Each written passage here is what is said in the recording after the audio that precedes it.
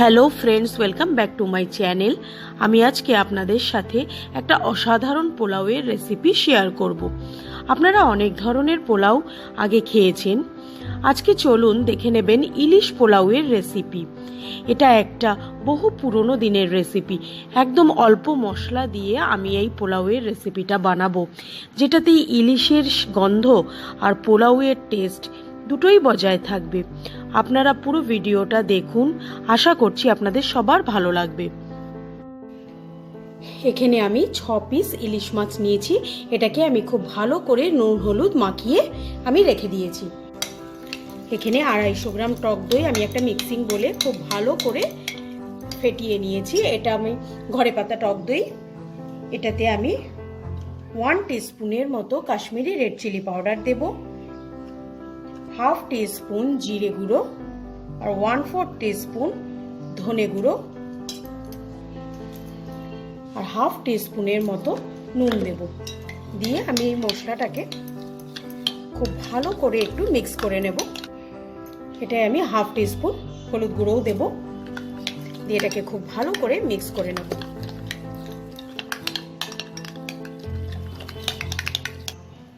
পোলাওটা করার জন্য আমি এখানে গোবিন্দভোগ চাল নিয়েছি। আপনারা চাইলে বাসমতি চালও ইউজ করতে পারেন। আমি এই চালটাকে ভালো করে ধুয়ে আধ ঘন্টা জলে ভিজিয়ে রেখেছিলাম। এবার আমি এই ছাঁকনিতে রেখে জলটাকে খুব ভালো করে ছেঁকে নেব।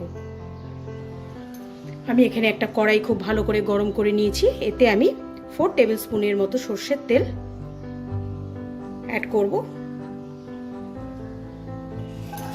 তেলটা খুব ভালো করে গরম হয়ে গেছে। এবার এতে আমি মাছগুলোকে হালকা ফ্রাই করে নেব।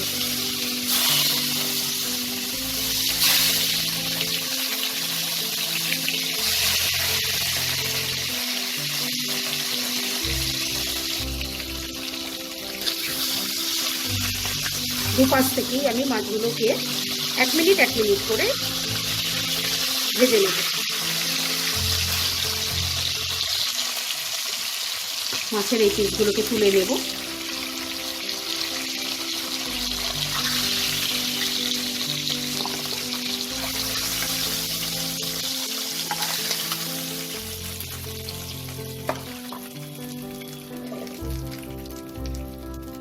এই মাছ দুটোকেও আমি একইভাবে ভেজে নিয়ে তুলে নেব।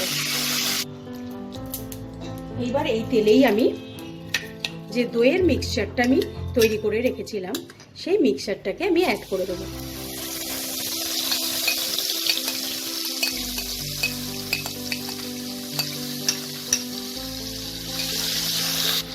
আমি বাটিটা ধুয়ে সে অল্প একটু জল অ্যাড করব।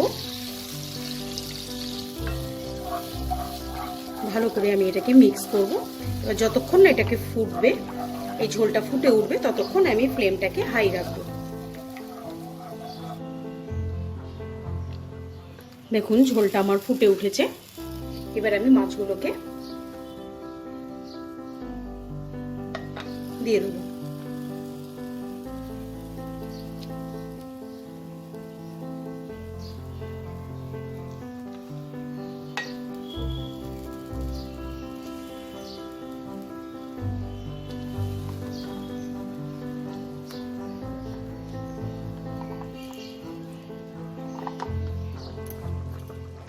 আমি এটাকে ঢেকে 5 মিনিট এইভাবে কুক করব হাই ফ্লেমে।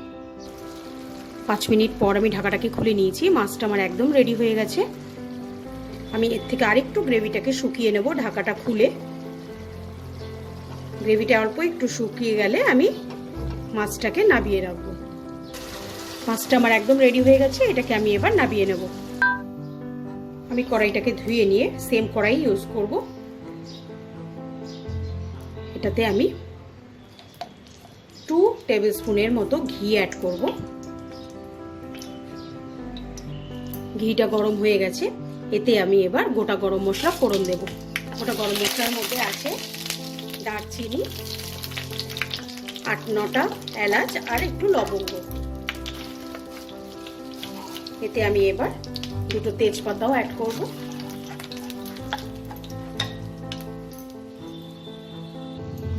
গরম মশলাটা থেকে যখন আমার খুব সুন্দর একটা ভাজা ভাজা গন্ধ বেরোবে, তখন আমি এতে কিছুটা কাজু অ্যাড করে দেবো।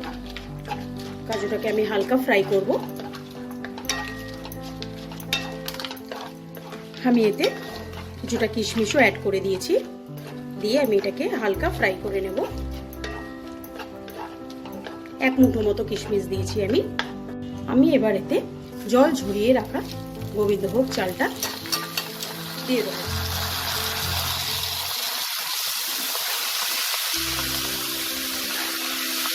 দিয়ে চালটাকে ভালো করে আমি ফ্রাই করে নেব।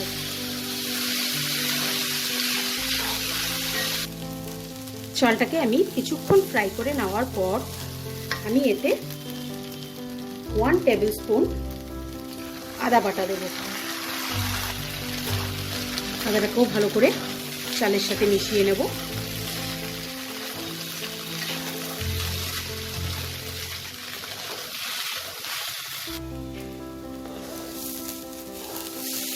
চালটা আমার খুব সুন্দর করে ভাজা হয়ে গেছে। এবার আমি যতটা চাল নিয়েছি তার ডাবল জল দেব। আমি এখানে 4 কাপ চাল নিয়েছি, এখানে 8 কাপ জল দিয়ে দেবো, এই একই কাপে মেপে। জলটা দেওয়ার পর আমি খুব সামান্য একটু হলুদ দেব, জাস্ট কালারের জন্য।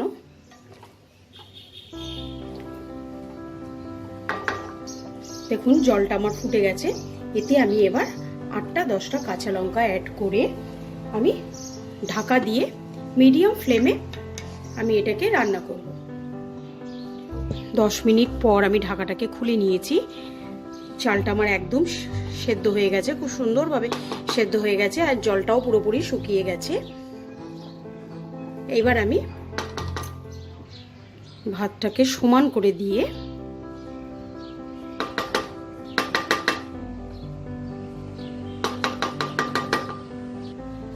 উপর থেকে আমি মাছের পিসগুলোকে সাজিয়ে দেবো।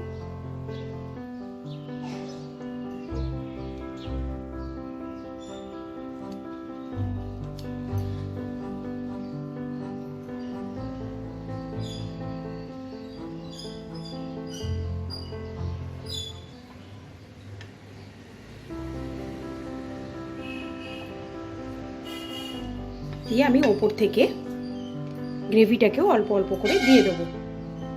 আমি চালটা সেদ্ধ করার সময় নুন দিইনি, কারণ এই গ্রেভিটাতে নুন আছে। আপনারা টেস্ট করে প্রয়োজন হলে দেবেন।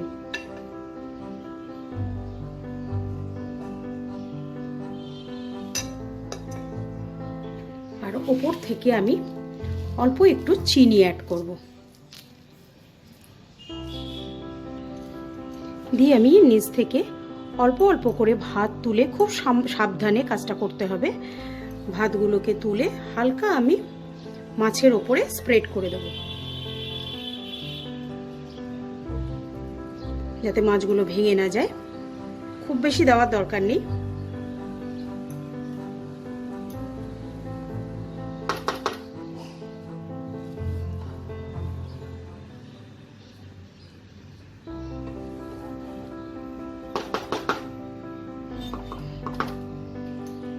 এবার আমি ঢাকা দিয়ে এটাকে একদম স্লো ফ্লেমে 5 মিনিট আমি এইভাবে রেখে দেবো। রেখে দিলেই আমার সার্ভিং এর জন্য একদম রেডি। তৈরি হয়ে গেল দুর্দান্ত স্বাদের এই ইলিশ পোলাওয়ের রেসিপি। আপনাদের যদি আজকের ভিডিওটা ভালো লাগে, লাইক শেয়ার করবেন। আর যারা ফার্স্ট টাইম আমার চ্যানেলটাকে ভিজিট করছেন তাদেরকে অনেক অনেক অনুরোধ, আপনারা প্লিজ আমার চ্যানেলটাকে সাবস্ক্রাইব করে আমার পাশে থাকবেন।